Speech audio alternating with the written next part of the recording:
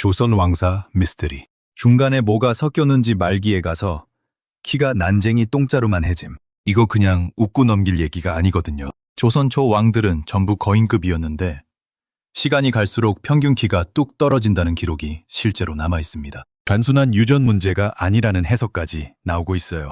최근 일본 커뮤니티에서도 이 주제가 터지면서 한국인은 원래 키가 큰 민족이었다는 반응이 폭발하고 있습니다. 그런데요. 이게 단순히 옛날 왕 한 명 얘기가 아니에요. 조선왕조실록과 숭정원 일기라는 실제 역사 기록을 뜯어보면 왕의 체격에 대한 묘사가 정말 구체적으로 등장합니다. 추상적인 칭송이 아니라 말 그대로 수치와 비교가 들어간 기록들이에요. 오늘 그 내용을 하나씩 다 풀어드릴게요. 자, 첫 번째 반전부터 시작합니다. 태조 이성계. 이 사람 키가 최소 180cm, 일부 연구에서는 190cm 이상으로 추정됩니다. 지금 한국 남성 평균 키가 174cm 정도인데 600년 전에 190이라는 거 아닙니까? 당시 평균 키가 160cm 중반 수준이었다는 점을 감안하면 이건 그냥 키 큰 사람이 아니라 거의 다른 종족 수준이에요. 실록 기록을 보면 체격이 장대하고 기골이 웅장하다는 표현이 반복됩니다. 단순히 왕을 칭송하는 과장이 아니에요. 이성계는 실제로 활을 쏘고 말을 타며 전장을 누빈 장군 출신이거든요. 고려 말 여진족과의 전투, 왜구 토벌 같은 현장에서 직접 싸운 전투형 인간이었다는 거죠. 일본 커뮤니티 반응이 어마어마했어요. 왕이 아니라 거의 전투병기 아니냐는 댓글이 좋아요만 2,000개를 넘겼고요. 지금 UFC 가면 바로 챔피언 갑니다. 라는 댓글도 10,000개가 넘었어요. 단순한 역사 이야기에 일본인들이 이렇게까지 반응한다는 게 흥미롭죠. 그런데 여기서 더 충격적인 기록이 나옵니다. 성종시대 이야기인데요. 성종은 학문을 사랑하고 내치에 집중한 왕이라는 이미지가 강하잖아요. 근데 이 사람도 키가 엄청났어요. 기록에 따르면 패비윤 씨가 성종에게 전하의 키가 이리도 크십니까? 라고 말할 정도였습니다. 그런데 성종이 뭐라고 했는지 아세요? 나보다 더 큰 사람도 있다고 했습니다. 그리고 실제로 사람을 불러서 비교를 시켰어요. 그 인물이 바로 허정이라는 신하인데 추정 키가 무려 2m 수준이에요. 2m. 이게 지금 시대에도 흔치 않은 수치거든요. 600년 전에 2m짜리 신하가 조정에 서 있었다는 겁니다. 일본 커뮤니티에서 이 내용이 퍼지면서 그 시절에 2m면 거의 인간이 아닌데 라는 댓글이 8,000개가 넘게 달렸어요. 농담 아니라 거인족 수준이다 라는 말도 나왔고요. 근데 저는 이게 과장이 아닐 수 있다고 봐요. 왜냐면 기록이 너무 구체적이거든요. 자, 여기서 시청자 여러분께 질문 하나 드릴게요. 지금 이 내용 보면서 조선 왕들이 실제로 이렇게 컸을 거라고 생각하셨나요? 댓글로 솔직하게 알려주세요. 믿기 힘들다는 분도 계실 거고 이미 알고 있었다는 분도 계실 거예요. 이제 두 번째 반전입니다. 이게 왕들만의 이야기가 아니에요. 조선 초기 기록을 전반적으로 보면 왕뿐만 아니라 장수들, 고위 관리들 중에서도 체격이 크다는 묘사가 굉장히 많이 등장합니다. 이건 뭘 의미하냐면 당시 상류층 전반이 체격이 좋았을 가능성이 높다는 거예요. 그 이유로 가장 많이 언급되는 게 식단이에요. 조선 초기에는 육류 섭취가 지금보다 훨씬 자유로웠습니다. 특히 권력층은 단백질 섭취량이 굉장히 높았고 여기에 활쏘기, 말타기 같은 신체 활동이 일상화되어 있었어요. 지금으로 치면 매일 고단백 식단에 운동을 병행한 셈이죠. 일본 야후 댓글에서 영양학 전문가처럼 분석한 댓글들이 많았어요. 조선 초기 귀족들은 사냥을 즐겼고 그 문화가 체격에 직결됐다는 내용이었고요. 육식 문화가 허용되던 시기가 끝나면서 체격도 같이 무너졌다는 해석도 나왔어요. 꽤 설득력 있는 분석이잖아요. 실제로 불교 영향으로 고려시대부터 육식을 제한하는 문화가 있었는데 조선 초기에는 그 제한이 많이 완화됐어요.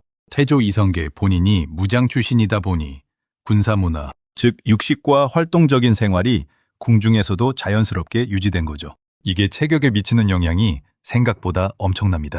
여기서 잠깐 숨 좀 고를게요. 지금까지 나온 내용 정리하면 태조 이성계는 190cm급 전투형 장군이었고 성종시대에는 2m짜리 신하도 있었으며 조선 초기 상류층 전반이 지금보다 훨씬 체격이 좋았을 가능성이 높다는 거예요. 그런데 여기서 가장 큰 의문이 생깁니다. 왜 조선 후기로 갈수록 왕들의 키가 줄었을까요? 이게 세 번째 반전이에요. 조선 후기 왕들의 기록을 보면 체격 묘사가 확실히 달라집니다. 웅장하다, 장대하다 같은 표현이 줄고 오히려 왜소하거나 병약하다는 기록이 늘어요. 실제로 조선 후기 왕들 중 단명한 사람이 많았고 건강 문제를 달고 산 왕도 많았습니다. 단순히 체격 문제가 아니라 전반적인 신체 조건이 나빠진 거죠. 일본 야후 댓글에서 역사학자 수준의 분석이 나왔어요. 조선 후기는 전쟁과 기근이 많아서 영양 상태가 급격히 나빠졌다는 댓글과 환경이 바뀌면 유전보다 먼저 체격이 무너진다는 댓글이 엄청난 공감을 받았어요. 맞아요. 임진왜란이 1595년, 병자호란이 1636년. 이 두 전쟁이 조선에 남긴 상처는 단순히 사람 수가 줄어든 게 아니에요. 농업 인프라 자체가 무너졌거든요. 논밭이 황폐화되고 농업 기술을 가진 인구가 대거 사망하면서 생산성이 수십 년 단위로 회복이 안 됐습니다. 그 여파가 평민뿐만 아니라 왕실에도 영향을 미쳤다는 거예요. 여기서 더 흥미로운 비교가 나옵니다. 일본도 똑같은 패턴을 보였다는 거예요. 에도 시대. 그러니까 17세기에서 19세기 사이 일본인 평균 키가 역대 최저 수준으로 떨어집니다. 에도 시대 남성 평균이 155cm 정도였다는 기록이 있어요. 지금 일본 남성 평균이 172cm인데 200년도 안 되는 기간에 17cm가 커진 거잖아요. 일본 커뮤니티에서 이 비교가 나오자 반응이 폭발했어요. 결국 키는 유전보다 환경이다 라는 말이 가장 많이 공감받았고 한국이 요즘 키 큰 이유 설명 끝났다는 댓글도 엄청나게 달렸어요. 일본인들 스스로가 인정한 거예요. 유전자가 아니라 환경이 체격을 결정한다고요. 그러면 현대 한국은 어떻게 됐을까요? 아시아 국가 중에서 한국 남성 평균 키는 상위권에 속합니다. 최근 데이터 기준으로 한국 20대 남성 평균 키는 174cm 정도인데 이건 일본보다 높고 중국보다도 높은 수준이에요. 특히 20대 초반만 따지면 175에서 176cm까지 나온다는 연구 결과도 있습니다. 일본에서 한국 남성 체격을 다룬 커뮤니티 글에 달린 댓글들이 화제가 됐어요. 한국 남자는 왜 이렇게 크냐는 반응과 유럽인인 줄 알았다는 말이 진짜로 자주 보입니다. 이게 그냥 아첨이 아니에요. 실제로 외국인들이 한국 남성을 처음 봤을 때 체격에 놀란다는 경험담이 꾸준히 올라오거든요. 여기서 한 가지 더 짚어볼 게 있어요. 일본에서 이 주제가 터진 이유가 단순히 역사 호기심 때문만은 아니에요. 최근 K컬처의 영향으로 한국 남성 아이돌, 배우, 운동선수들이 일본 미디어에 자주 등장하면서 한국 남자들은 왜 다들 키가 크고 체격이 좋냐는 관심이 폭발한 거거든요. 그러다 조선시대 기록까지 역추적이 된 겁니다. 일본 유명 커뮤니티에서 한 네티즌이 올린 글이 화제가 됐어요. 내용이 조선 초 왕들의 체격 기록을 보면 현대 한국인의 큰 키는 최근 경제 성장의 결과가 아니라 원래 잠재력이 다시 드러난 것일 수 있다는 분석이었는데 이게 수천 개의 공감을 받으면서 퍼졌습니다. 일본인이 이런 분석을 먼저 했다는 게 오히려 더 화제가 됐어요. 그런데 여기서 또 하나의 흥미로운 사실이 나옵니다. 조선 초기 왕들이 컸던 이유 중 하나로 만주 지역과의 연관성을 꼽는 연구자들도 있어요. 고려 말 이성계의 가문은 함경도 지방에 기반을 두고 있었고 그 지역은 여진족과 접촉이 많았습니다. 여진족은 평균적으로 체격이 큰 집단이었거든요. 이성계 자신도 여진족 무장들과 오랫동안 교류하며 싸웠고요. 일본 역사 커뮤니티에서 이 부분을 분석한 글이 나왔는데 이성계의 체형은 한반도 남부 농경민의 체형이 아니라 북방 기마 문화권의 체형에 가깝다는 해석이었어요.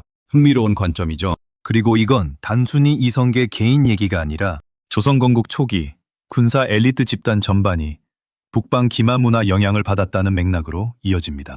자, 그러면 반대로 생각해 볼게요. 만약 임진왜란과 병자호란이 없었다면 어떻게 됐을까요? 조선 초기의 식단과 생활 환경이 그대로 유지됐다면 지금 한국 남성 평균 키는 얼마나 됐을까요? 저는 이게 단순한 가정이 아니라 꽤 진지하게 생각해 볼 만한 질문이라고 봐요.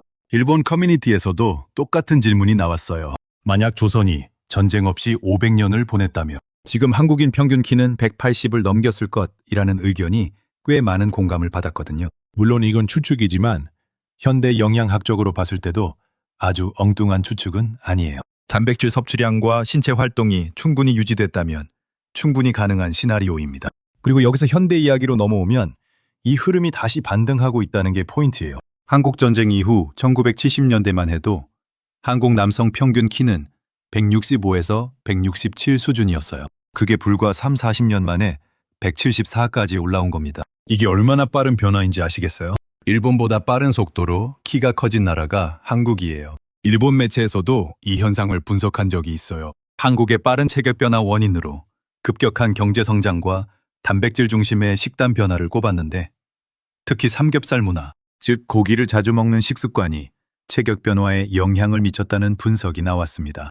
흥미롭게도 이게 조선 초기 육류 섭취 문화와 연결된다는 시각도 있어요. 자, 마지막으로 정리해 드릴게요.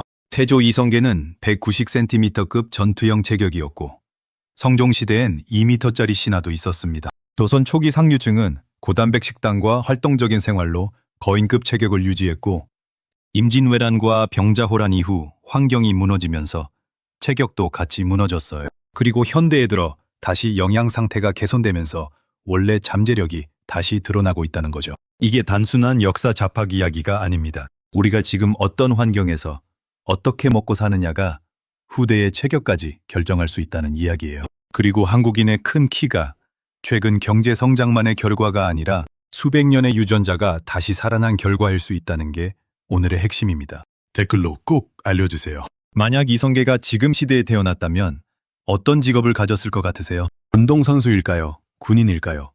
아니면 또 다른 길을 갔을까요? 그리고 조선 초기 식단이 지금까지 유지됐다면 한국 남성 평균 키가 어느 정도였을 거라고 생각하세요? 여러분 의견이 진짜 궁금합니다. 이런 숨겨진 역사 이야기, 일본에서 난리난 한국 관련 이슈 계속 보고 싶으시면 구독과 좋아요 부탁드립니다. 다음 영상에서 또 충격적인 내용으로 찾아올게요.